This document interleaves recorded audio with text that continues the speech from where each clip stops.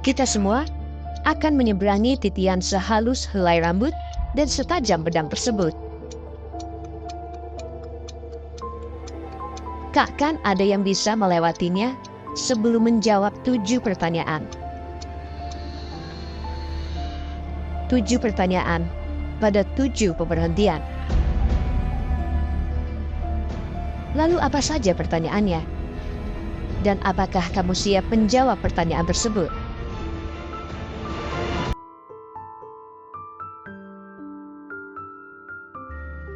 Pada hadis Al-Syarif, Nabi Muhammad SAW menjelaskan jembatan Shiratal Mustaqim sebagai berikut. Hal yang mudah bagi beberapa dan mustahil bagi yang lain, tergantung amal perbuatan mereka. Neraka memiliki jembatan sehalus helai rambut dan setajam pedang. Dengan duri yang bisa membelenggu siapapun yang Allah Subhanahu wa Ta'ala kehendaki. Manusia bisa melewatinya sekejap mata, secepat kilat, seperti angin berhembus, atau seperti menunggangi kuda raja. Malaikat akan berkata, "Ya Allah, selamatkan. Ya Allah, selamatkan." Secara terus-menerus. Akan ada dari mereka yang selamat tanpa luka, ada yang bersusah payah, dan ada yang terjatuh. Ya, seperti yang kita pahami dari hadis, manusia bisa melewatinya sesuai amalan mereka di mata Allah Subhanahu wa Ta'ala. Beberapa akan melewatinya secepat kilat, sedang yang lain harus merangkak hingga akhir perjalanannya. Seperti dikatakan Al-Quran pada surat An-Nazi'at ayat ke-6 dan 7, malaikat Israfil akan meniup sangkakala sebanyak 2 kali. Tiupan pertama akan mengguncangkan seluruh langit dan bumi. Hari perhitungan pun dimulai, kecuali pada mereka yang Allah Subhanahu wa Ta'ala berikan pengecualian.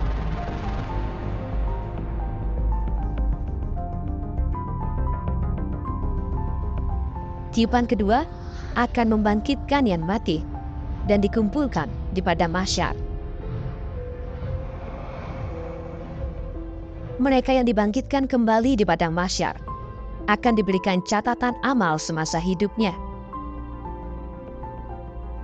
Dikatakan dalam Al-Quran bahwa saat kamu diberikan catatan itu di tangan kananmu, pertanda akan masuk surga. Dan jika kamu diberikan catatan itu di tangan kirimu, maka itu adalah tanda hukuman di neraka. Saat di dunia, malaikat Raqib dan Atid mencatat segala amal perbuatan manusia.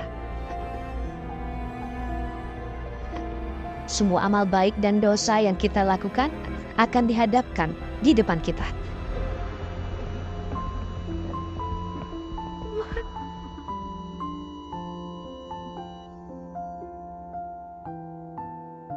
Catatan amal perbuatan tersebut disebutkan pada ayat ke-49 surat Al-Kahfi. Dan diletakkanlah kitab catatan amal. Lalu engkau akan melihat orang yang berdosa merasa ketakutan terhadap apa yang tertulis di dalamnya. Dan mereka berkata, "Betapa celaka kami. Kitab apakah ini?" Tidak ada yang tertinggal, yang kecil dan yang besar, melainkan tercatat semuanya. Dan mereka dapati semua apa yang telah mereka kerjakan tertulis. Dan Tuhanmu tidak menzolimi seorang jua pun. Ya, kitab ini akan dihadapkan di padang mahsyar. Begitu kita mendapatkan catatan amal pertanda kita berada di ujung jalan. Tapi ada satu perhentian terakhir sebelum ketujuan akhir kita. Ini adalah perhentian sehalus helai rambut dan setajam pedang. Ini adalah perhentian yang harus dilewati semua orang tanpa kecuali. Perhentian ini adalah jembatan Shiratal Mustaqim. Dan tidak ada seorang pun di antara kamu yang tidak mendatanginya, neraka. Hal itu bagi Tuhanmu adalah ketentuan yang sudah ditetapkan. Surat Maryam ayat 71. Menurut hadis, Shiratal Mustaqim adalah jalan lurus di atas neraka. Semua manusia akan melewatinya. Orang beriman akan melewatinya dengan cepat atau lambat, tergantung amal mereka. Adapun orang kafir dan pendosa, mereka akan tersandung dan jatuh ke neraka. Nabi Muhammad SAW bersabda, yang pertama melewati Shiratal Mustaqim adalah dirinya dan umatnya, dan manusia akan melewatinya dengan cepat jika amal mereka baik. Apa yang akan ditanyakan saat kamu lewati jembatan ini? Setiap orang akan ditanyai atas amal baik mereka dan dosa-dosa yang dilakukan di dunia. Seperti yang dikatakan di awal, takkan ada yang bisa melewatinya sebelum menjawab 7 pertanyaan. 7 pertanyaan pada 7 perhentian.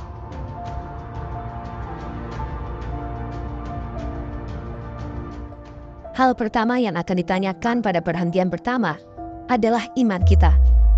Kita akan dengan mudah melewati tahapan pertama jika iman kita kuat.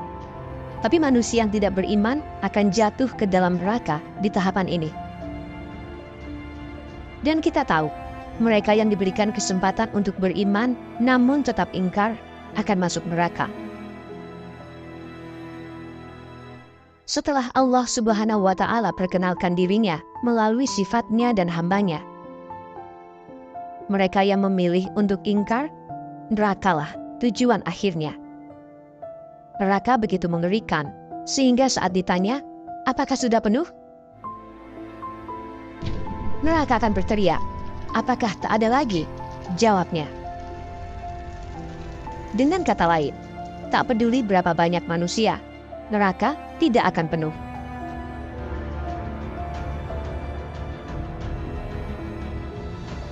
Tapi jangan takut. Jika kamu salah satu dari yang beriman dan melakukan amal baik, kamu mungkin terbebas dari tekanan di padang mahsyar dalam sekejap. Sama seperti Nabi Ibrahim alaihissalam yang diselamatkan dari api. Kamu masih memiliki kesempatan jika kamu beriman, walau tak banyak melakukan amal baik untuk menyelamatkanmu. Jika tidak, akan ada kail yang menahanmu karena dosa-dosamu. Jika kamu terbebas dari kail itu, maka baguslah. Tapi jika tidak, neraka akan menunggu untuk menelanmu.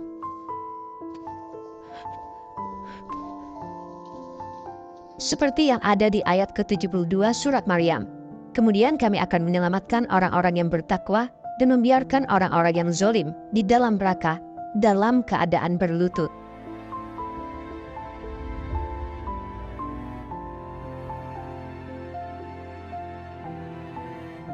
Mari kita lanjutkan pembahasan tentang perjalanan kita di jembatan itu. Neraka akan menarik perhatian kita dengan semua teror dan kengeriannya di bawah.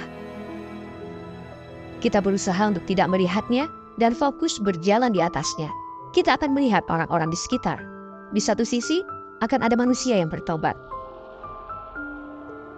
Dan di sisi lain akan ada manusia yang jatuh ke neraka. Juga akan ada manusia yang memikirkan akhirat saat mereka berada di dunia. Mereka akan menjadi manusia yang akan melewati jembatan dengan cepat, tanpa hambatan.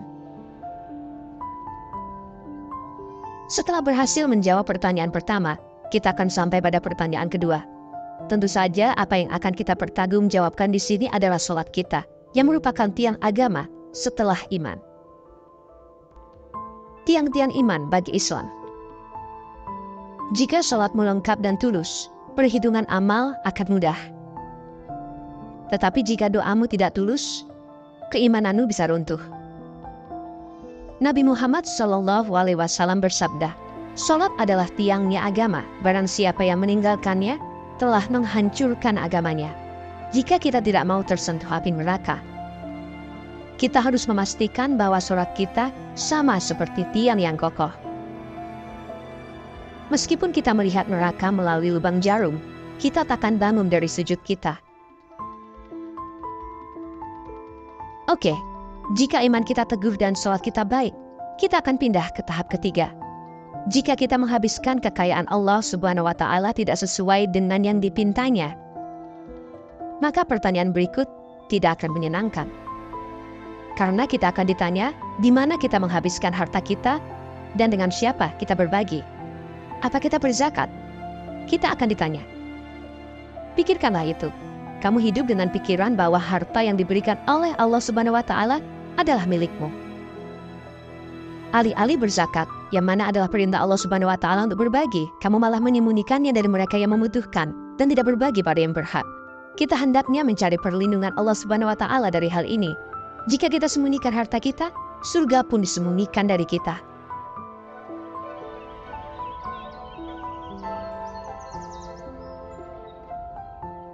Jika kita mendapatkan dan menghabiskan harta kita sesuai dengan perintah Allah Subhanahu wa Ta'ala, kita akan ditanya tentang puasa di perhentian keempat, yang mana sudah ditentukan untuk kita, serta untuk orang-orang sebelum kita. Jika kita tak mau bilang andai saja di tahapan ini, kita harus menembus puasa kita yang tidak kita lakukan dengan segala macam alasan. Setelah itu kita akan berada di perhentian kelima. Di perhentian ini kita akan ditanyai tentang ibadah haji. Jika kamu menunda ibadah haji karena faktor keuangan, kamu harus melakukannya setelah keuanganmu stabil. Jika kita beralasan dan lalai meskipun secara keuangan cukup stabil untuk melakukannya, akibatnya akan mengerikan. Pada perhentian keenam, kita akan sampai pada subjek yang menjadi perhatian semua orang. Melindungi hak-hak orang lain dan menjaga kerabat kita.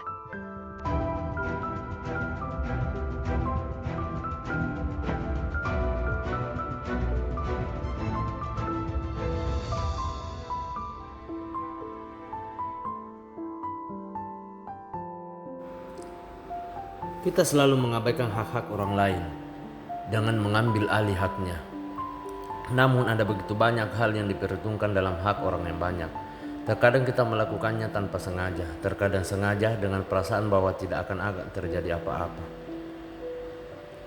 Misalnya kita menyebarkan fitnah tentang seorang tanpa berpikir apakah itu benar. Kita dengan mudah menjadi bagian dari fitnah. Konsep keluarga dan kerabat penting dalam agama kita. Hal ini harus perhatian. Namun kita selalu akur dengan anggota keluarga kita. Kita bahkan tidak menyukai perilaku mereka. Tapi bukan berarti kita harus memutuskan hubungan dengan mereka. Mari kita lihat kembali sahabat-sahabat dari Nabi. Beberapa orang tua mereka bahkan bukan muslim, tapi mereka tetap berbakti, kecuali pada hal-hal yang dilarang Allah Subhanahu wa Ta'ala. Setelah melewati semuanya, kita akan ditanyai tentang keberhasilan atau mandi wajib. Jika kita melewati 6 pertanyaan sebelumnya, atas rahmat Allah, kita berada di antara mereka yang mengutamakan kebersihan. Jika kita kesulitan dengan kebersihan, maka tak mungkin kita bisa mengatasi pertanyaan-pertanyaan sebelumnya.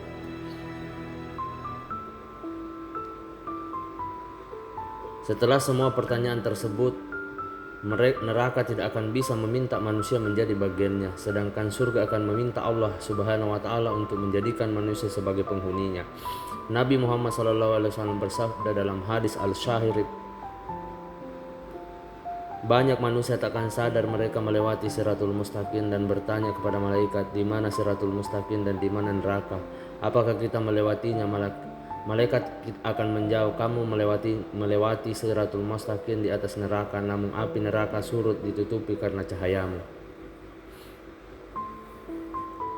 Dikatakan juga api neraka akan berkata pada yang beriman, wahai manusia yang beriman, pergilah dengan cepat, cahayamu mengurangi apiku. Insya Allah kita akan dianugerahi surga. Surga adalah tempat yang indah untuk dikunjungi di akhir perjalanan. Tak ada yang pernah melihat, mendengar, bermimpi atau membayangkan surga. Tak sulit untuk menjalani hidup di jalannya. Kita juga perlu mengambil langkah baik untuk melawan racun yang memabukkan. Ingatlah bahwa semua yang kami bagikan denganmu adalah benar-benar dan akan terjadi. Apakah setimpal untuk menghancurkan akhirat kita demi kehidupan sementara di dunia? Mana yang lebih kamu inginkan? jembatan di dunia sesaat, atau jembatan yang mengarah pada keabadian. Sekian video dari saya. Wabillahi wa taufiq wa hidayah. Wassalamualaikum warahmatullahi wabarakatuh.